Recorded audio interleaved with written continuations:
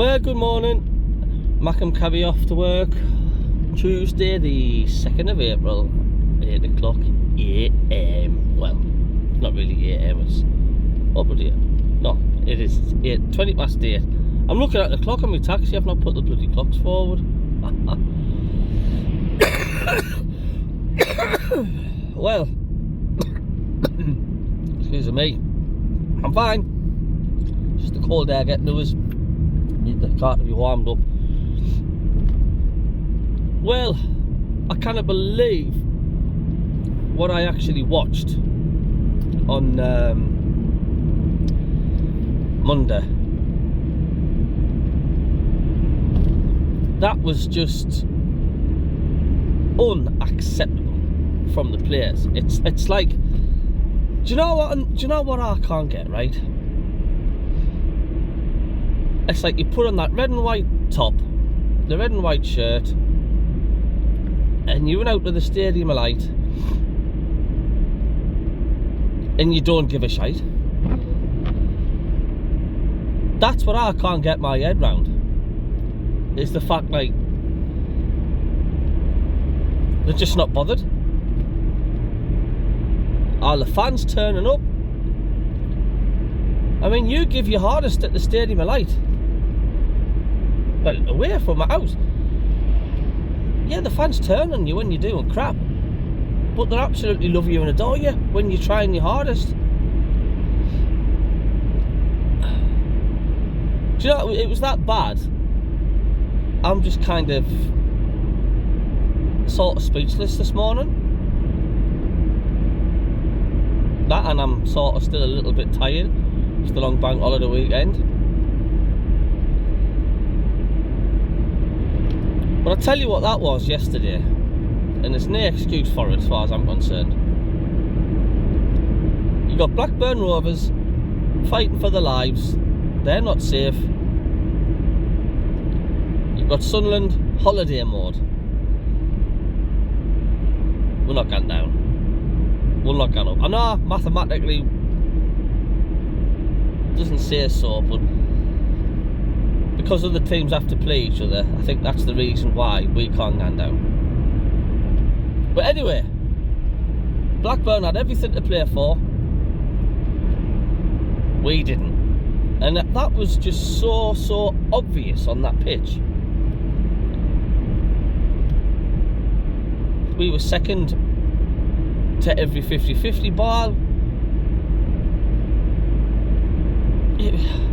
It was just obvious who wanted it more. It's as simple as that. You can't tell me those players out there is as bad as that, because they're not. Them players can perform better than that. We know we can, and that's what's annoying.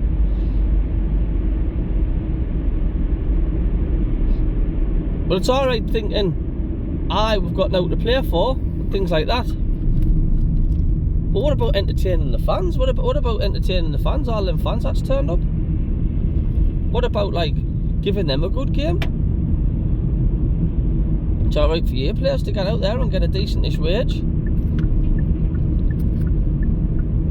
But you got fans turning up that's spending the week's wages or the month's wages. They've already got no left after turning up for the game. I know a few fans that don't live in Sunderland, and you know, it's costing them £100 before they even get in the game. Some of them are staying in hotels overnight, travelling from both ends of the country to get to the Stadium of Light, and then leaving after 60 minutes because it's just absolutely dross. Now, I know leaving is your choice, but it's a lot of waste of money and time and effort, isn't it? Going to the Stadium of Light and then having to witness that. I mean, I was doing a stream yesterday and I was chuffed a bit. So it was like 300 and odd people in, and they stuck with us for the whole of the stream. And people were saying thanks for continuing to stream the game, but you know, I'm having a banter with the fans, and the way I look at it is you've got to go through it thick or thin. But that was no excuse yesterday, was it? You know, the players need to hang their heads in shame. I mean, if that's how Sunderland's going to play, their attitude, if that's their attitude for the rest of the season, because we're safe and we can't be bothered to turn up, then the fans should do the same and just say, alright then, I'm just going to stay at home. I'm going to pay me money to go and watch us. You can't be bothered, why should I? It's just no excuse. Professional footballers, at the end of the day, you're playing for your red and white shirt. You should want to win no matter what your circumstances are.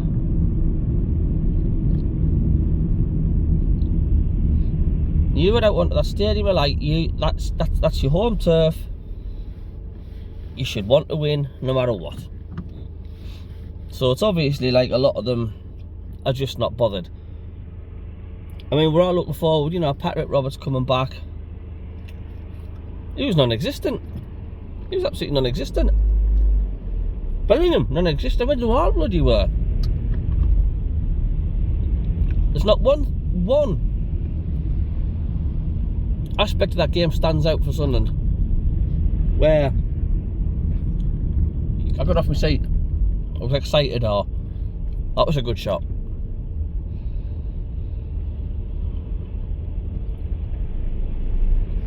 I mean, yes, I know you're not going to win every game, right? But to get humiliated the way we did, it's just making us a laughing stock, man. People going out the next day, going to work or doing the daily things what they need to do the next day with the sun and tops on, and you know, people just laughing at us. 5-1. If we lost 2-1 or 1-0, you know, well, you know, these things happen. But 5-1 against a team fighting relegation, there's no excuse. No excuse. Like you say, you can lose games. Well, you're not going to win every game. But to get obliterated like that, it's an absolute embarrassment. Absolute embarrassment. Ekwa, he just couldn't be bothered. He had 2 speeds yesterday and that was stopping asleep. No, I'll get even worse. I'll say asleep and coma. Or I could get even worse than that, coma indeed.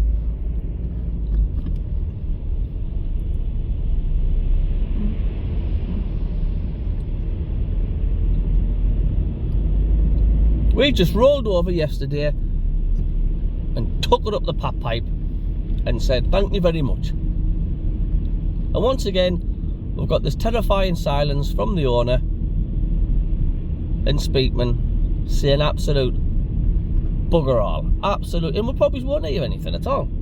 Not a thing. But I think us Sunderland fans should start bloody just protesting with our feet in the can of the games. I know it's difficult, not to, because it's your church or your season tickets. And I'm not saying we didn't love the club and that, and of course we did, but do you really want to go and watch that? Do you really want to go and make that effort to the Stadium of Light to potentially walk out on the 50-minute mark or the 60-minute mark because we're 4 goals or 5 goals down? Do you really want to spend your money and then just to see just a 40% of the game and then come home again?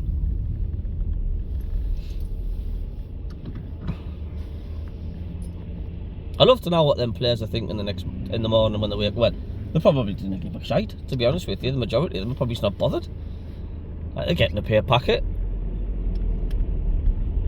And they don't support the club. They're not supporters like us. You know, they're just going to work like the factory. I've had a bad day or so what? I'm getting paid. Who cares?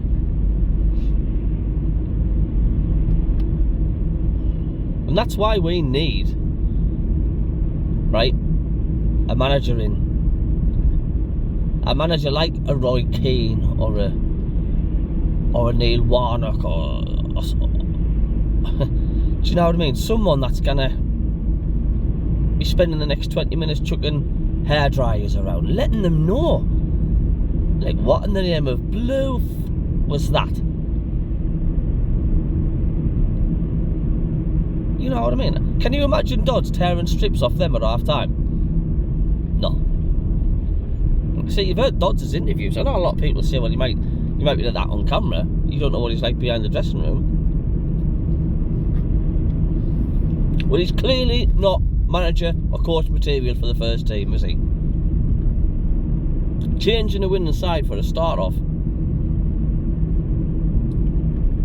mean, why the hell Rigg didn't start? It's beyond me. And we're going 4-0 down. And he decides to bring the substitutions on when we're 4-0 down. I mean, when it was like 0-0 and we're seeing Clark like warming up and that, you're saying like, oh, even though I think we were just 1-0 down, and we're seeing Clark warming up, there was a cheer from the stadium of light, from the fans.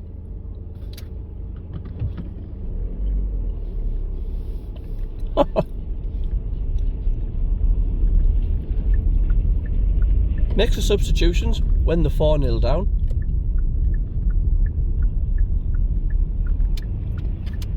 What in the right name in this world brings subs on when you're 4-0 down? That just goes to show you how clueless Dodds is. And I know people say, oh, we might as well wait until the end of the season. Why? If there's anybody who wants to wait until the end of the season, you tell me now in the comments. Why do you want to wait until the end of the season? Do you want to get humiliated like that? Have performances like that? We need a manager in right now. We need a manager in right now that's going to lay the foundations and see how. Just not putting up with it. It's as simple as that. You put a performance in like that, I don't want you anywhere near my team. You want someone who's going to put a rocket up the backside. Someone who tactically knows what they're doing. It's not somebody who brings on the substitutes when we're 4-0 down. Imagine what them players must have felt like going on the pitch. Imagine coming on when you're 4-0 down.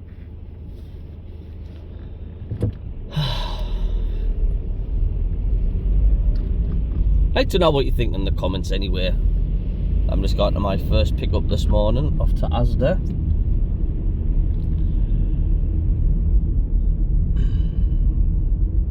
Yeah, it's just annoying, isn't it? And I think what makes it worse as well was the fact, like, because we beat Cardiff, and informed Cardiff as well, and we played them off the park, and it gives everybody false hopes, doesn't it? You're thinking, like, you know, everybody was confident. I know I was. And then you're sitting have to watch that.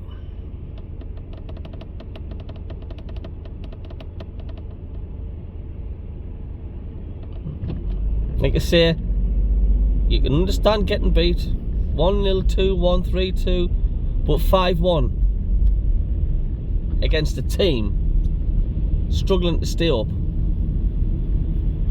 We need some explanations. Like, once again, we need explanations from the people at the top. We want to hear what your goal is. What's going on? What's happening? What's your plans for the summer? What you're going to do to rebuild? Not this silence after watching that. And then to announce the attendance of 42,000, and you could hear the sarcastic cheers and laughs around the stadium of light when that was getting announced. Now I know people say, oh well, they count the season tickets whether you're there or not. It's a load of bollocks.